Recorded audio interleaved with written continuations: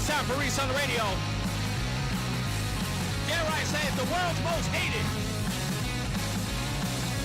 And some even call me the most racist radio host in the world. Right here on NewsTalk, 1080 WTIC. I say that only half tongue-in-cheek. I have been called racist by my own peers. But I love it. That's what, that used to be the moniker. The world's most hated and most racist online show in America. Reese on the Radio. I never ever took any, personal, animus. Whatever. I don't care what they call me. That's what they do. But I got to tell you, there are some people today who've got some splendid toro. They got some splendid toro. I get down there today, and if you follow me on Facebook, you can go watch the 2 videos I posted. I promised you that I was going to be down there. I told you that I would never ask you folks to do something I could not or would not do on my own. I want to thank Mark Maher, the skipper, and I want to thank Mark in West Hartford for making this happen today. Because both of those men got me on that water to witness what I saw that many of you would have never seen. And I've got to talk about it. It's a lot to take in. And in the hour or so, I want to say about 2 hours, Mark in West Hartford will probably call up and correct me if I miss anything, or, not so much that correct me, but if I miss something, he'll probably call in and jump in and let me know what I may have forgotten to mention. I'm going to try to stay as consistent as I can to let you know this, to sort of paint a picture. So sit back, relax, because the show begins. Now, I want you to know that for those of you who don't know, the reason why we ended up at Selvin Cove is because of a press release sent out by the Army Corps of Engineers. They were the ones who alerted us, the public, that they would be spraying an herbicide at 2 locations. One we couldn't get to yesterday, and one we did our best to get to today. But I got to be honest, something just in my heart felt rotten. And my good friend and yours, Craig in the car, called up and he texted me 1,000 times, Reese, you can't get to this site, buddy. You're never going to get to Selvin Cove. And he kept telling me, the only way you're going to get there is by water. You got to get a boat. You got to get a boat. Craig didn't offer a boat. I'm just teasing. It's my buddy. No, but he made it clear, you're not going to get there. You're not going to even see a thing unless you get a boat. And he knew. Boat enthusiast that he is. Mark knew that. Mark was concerned. Gosh, are we going to be able to get there? He called up his buddy, Mark Mayer, avid fisherman. The only reason why he came was because he wanted to see if he could get some big mouth or smallmouth bass. I don't know bass. I'm not a fish guy. He saw there's an opportunity to go fishing, but also to get to the bottom of it. So sure enough, we grab his boat, meet him at his house. We go out there, we launch the boat. I have to admit, I was a little bit on edge. Kept saying to myself, I do not want to die in this way. I'm on some boat, some skimmer, traveling at great rates of speed. I got to hold on to my hat. Mark in West Hartford lost his. I think I owe him a hat. Anyway, we get out there, and it's beautiful. It's serene. The Connecticut River, if you've never been, go. It's beautiful. It's wide. It's just pretty. And if you like looking at beautiful houses, like my wife does, you will love being on a boat, a canoe, a slab, a raft. It doesn't matter. You would love it.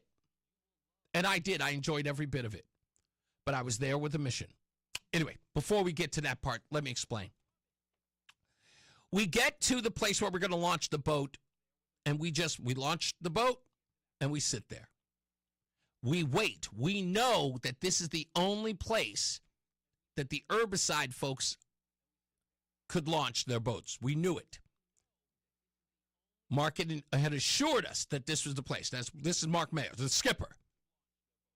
Skipper said, nope, this is the only place where they will. And sure enough, we got there beforehand. Half an hour later, first pickup truck rolls in. It's a young lady, probably in her 20s, late 20s. She comes out. I see her on the side of her truck, says Solitude. Many of you have seen this company because they've been all over Connecticut. They come out of Massachusetts. I immediately recognize them. Mark and the skipper, they both asked me, is that them? I go, Solitude, that's them. He goes, you sure? I said, trust me, I've seen their signs everywhere.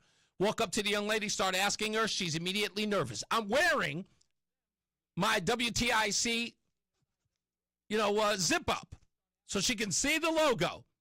Hey, Reese On The Radio, WTIC, just want to answer some questions. You guys are applying the herbicide here today? She was like, yes, I'm just a biologist. She told me all that stuff, blah, blah, blah, blah.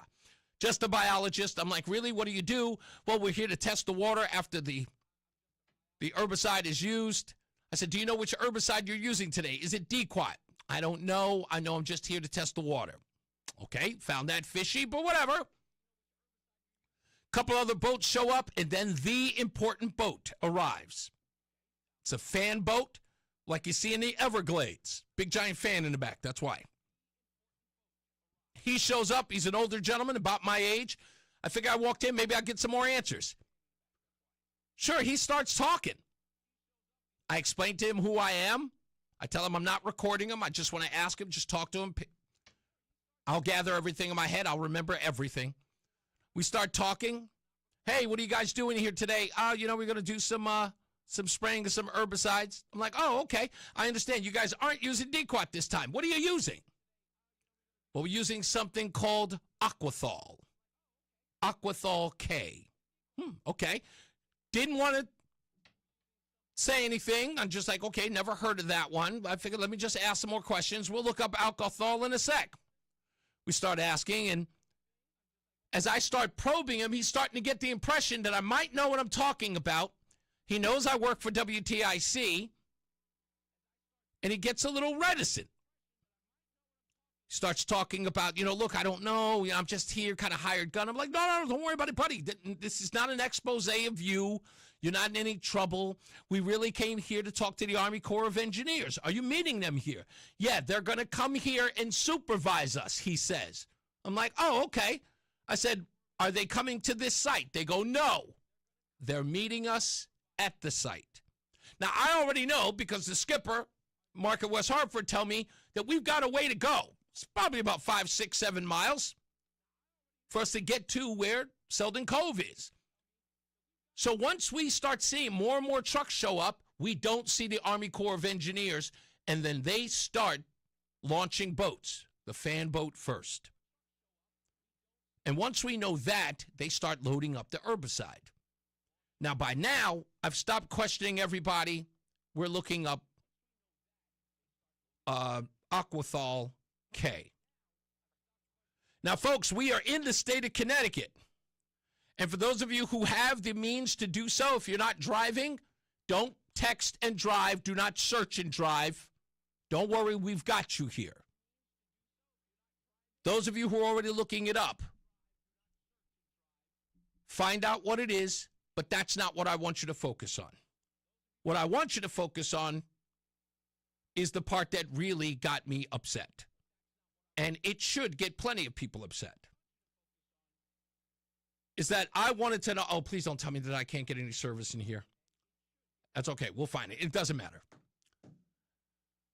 Because I saved my search, so I wanted to go back to it. If I can, I'll find a way to get to it. Anyway, most important, we start looking it up, and we say to ourselves, Mark Mayer, the skipper, Mark at West Hartford, let's go. We know where they're going. They've confirmed that they're going to the Selden Cove. Mark, do you know how to get there? Yep, straight away. Not a problem. We start heading out. And we've got to go slow, we got to go fast. We got to go slow, we got to go fast.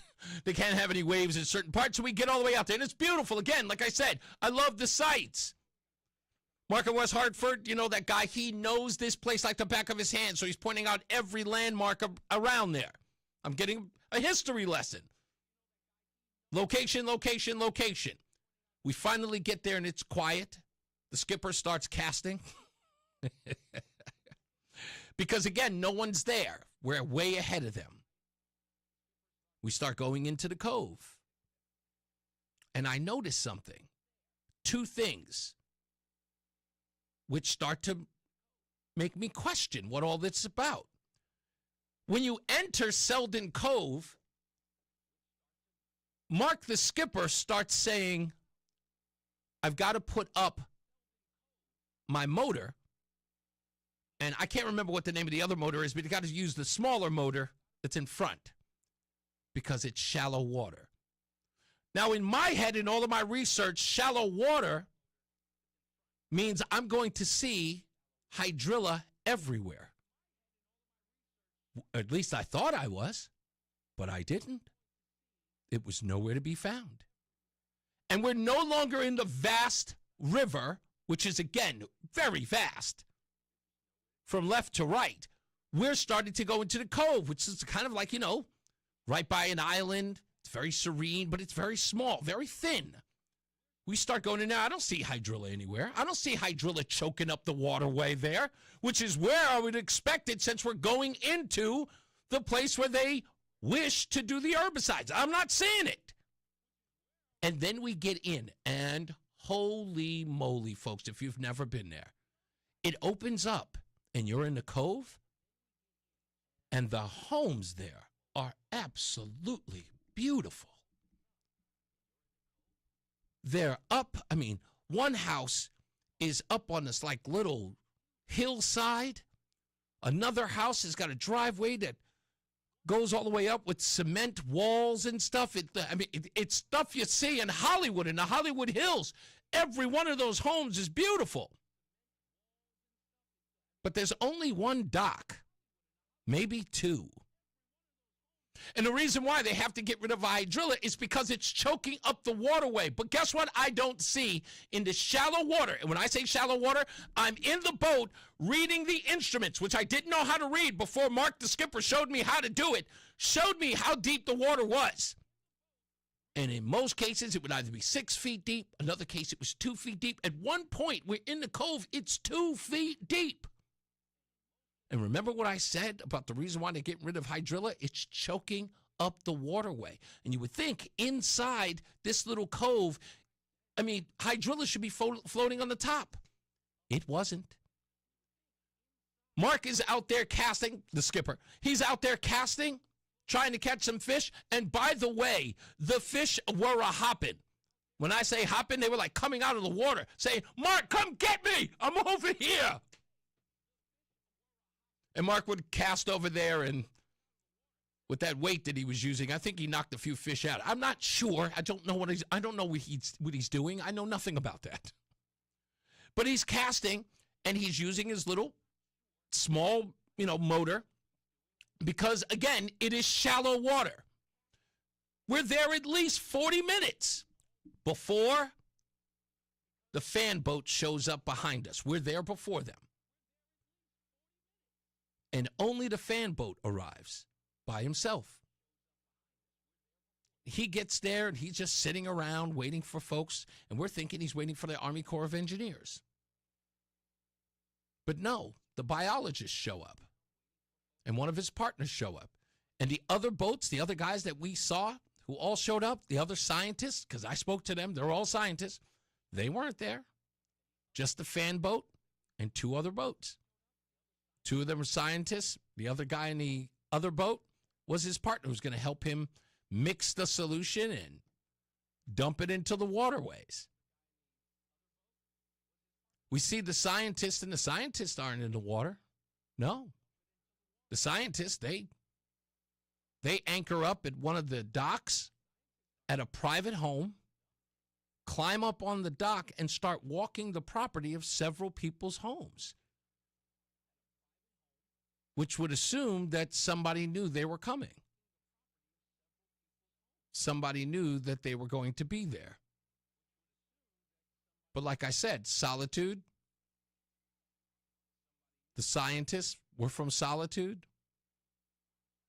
They were the only people we saw. The Army Corps of Engineers never showed up. And what really made it scary was the Army Corps of Engineers is supposed to be there to monitor the work that Solitude is doing as a contractor. And Solitude began dumping the aquathol into the water while we sat there and watched with no supervision. The man who was spraying dumping the alcohol, the aquathol into told me that he's supposed to wear proper PPE. We checked. He wasn't wearing the proper PPE on his hands. He was wearing a pair of purple latex gloves that you or I could pick up from Home Depot. Sure, they were wearing masks, but they weren't wearing hazmat suits. No, he was wearing a cloth hoodie. And they were dumping this stuff right into the water with no supervision. But to make matters worse, folks, and you can watch the video on my Facebook page. Go to ReeseOnTheRadio.com. That's REESE on the radio.com.